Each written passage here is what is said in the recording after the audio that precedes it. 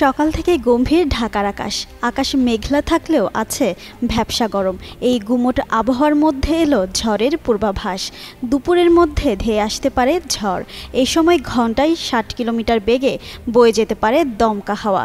এ অবস্থায় নদী বন্দরগুলোতে ১ নম্বর সতর্ক সংকেত দেখাতে বলেছে আবহাওয়া অধিদপ্তর।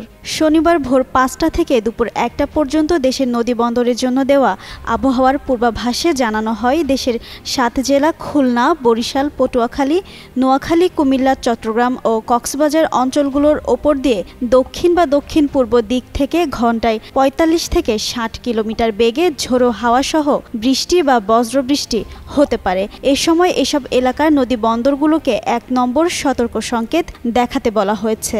এদিকে সবশেষ সারা দেশের জন্য দেওয়া ১২০ ঘন্টার পূর্বাভাসে বলা হয়েছে, আজ ময়মনসিংহ, খুলনা, বরিশাল, চট্টগ্রাম ও সিলেট বিভাগের কিছু জায়গায় এবং রংপুর, রাজশাহী ও ঢাকার ২-১ জায়গায় হালকা থেকে মাঝারি বৃষ্টি হতে পারে। এ সময় সারা দেশে দিনের পাশাপাশি রাতের তাপমাত্রাও সামান্য কমবে।